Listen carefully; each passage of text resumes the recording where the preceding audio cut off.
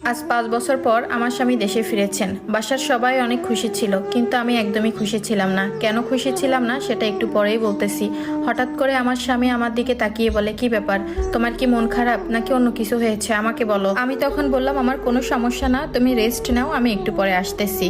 তো তার জন্য যখন আমি পানি নিয়ে যাচ্ছিলাম, আমার পায়ে একটু আঘাত ছিল, আমি তখন একটু খুঁড়িয়ে খুঁড়িয়ে হাঁটতেছিলাম। সেটা আমার হাজবেন্ডের চোখে পড়ে। আমার স্বামী আমাকে সাথে সাথে ডেকে বলে, কি ব্যাপার, কি হয়েছে পায়ে? তো আমি তখন বললাম, তেমন কিছুই না, একটু ব্যথা পেয়েছিলাম। তখন আমার স্বামী বলে, আচ্ছা আমি অনেক ক্লান্ত, আমি একটু ঘুমিয়ে নিই, ঘুমানোর পর আমরা বিকালে দুইজন মিলে একসাথে ঘুরতে যাব। এই বলে আমার হাজবেন্ড ঘুমিয়ে যায়।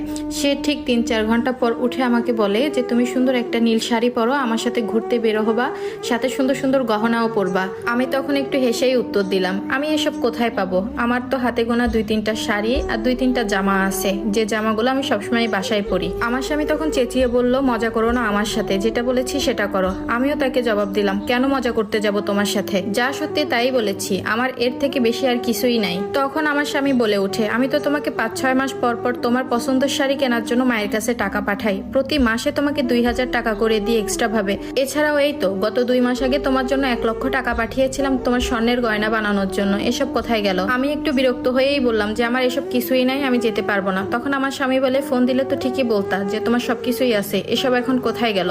এত সময় স্বামীর সাথে একটু গরম গলায় কথা বললেও শেষমেশ আমি কান্নাটা ধরে রাখতে পারিনি। তখন আমি আমার স্বামীকে বললাম, তোমার মা এসব আমাকে কিছুই দেয়নি, পাশের রুমে তোমার মা আছে, চাইলে তুমি তোমার মাকে এনে সামনে জিজ্ঞাসা করতে পারো। এই কথা শোনার পর আমার স্বামী তার মাকে একটা ডাক দিল। মুহূর্তেই আমার শাশুড়ি আমাদের রুমে এসে হাজির হলো। এসেই আমার শাশুড়ির জোর গলায় বলা শুরু করলো, কি হয়েছে বাবা, তুই না ঘুমছিলি? বউ কি তোর সাথে কোনো ঝামেলা করতেছে? আমাকে বল। আমার স্বামী উল্টে আবার তার মাকে জিজ্ঞাসা করলো যে, আমার বউয়ের শাড়ি কই, ওর স্বর্ণের জিনিস কই, ওকে যে এত জিনিস দিলাম এগুলো কোথায় গিয়েছে, ওর কোনো জামা কাপড় নেই কেন? আজকে আমি এতদিন পর বাসায় এসেছি, তারপরও দেখি ওর গায়ে নোংরা একটা কাপড়। মুহূর্তেই আমার শাশুড়ি চুপ হয়ে গেল, তার মুখ থেকে একটা কোনো কথা বের হচ্ছে না। তখন আমার স্বামী বলে, কি হলো মা, উত্তর দাও। তখন আমি এক প্রকার বলেই উঠলাম, তোমার মা আর কি উত্তর দিবে, আমি সব বলতেছি, তুমি একটু শোনো। শোনো, তুমি বিদেশে যাওয়ার পর তোমার মা আর তোমার বোন আমাকে অনেক কষ্ট দিয়েছে, যা বলার মতো না। কাজে যদি কখনো ভুল হতো, কখনো তোমার মা কখনো তোমার বোন সাথে সাথে আমার গায়ে হাত তুলতো। ওই যে তোমার বোনকে দেখতে পাচ্ছ, ও আমার থেকে ছোট, কিন্তু ওর সাহস হয় কিভাবে আমার গায়ে হাত তোলার? আর বাকি রইলো গহনা আর জামা কাপড়ের কথা। গত মাসে আমাকে যে টাকাটা পাঠিয়েছিল, ওই টাকাটা দিয়ে তোমার বোন নতুন একটা আইফোন কিনেছে, পালে জিজ্ঞাসা করে দেখো, সে তো সামনেই আছে। আর এই যে প্রতিটা ঈদ আসতো, ঈদের সময় বাসা বাড়িতে যেসব মহিলারা কাপড় নিয়ে আসতো, এই যে 200-400 টাকার দাম, ওইখান থেকেই আমাকে কিনে দিত। এত এত টাকা পেয়ে তারা বলতো, ইস আমার ভাই ইনকাম করতেছে, আমার ছেলে ইনকাম করতেছে, তোকে ঘরে বসে বসে খাওয়াবো আর এত কিছু দিব।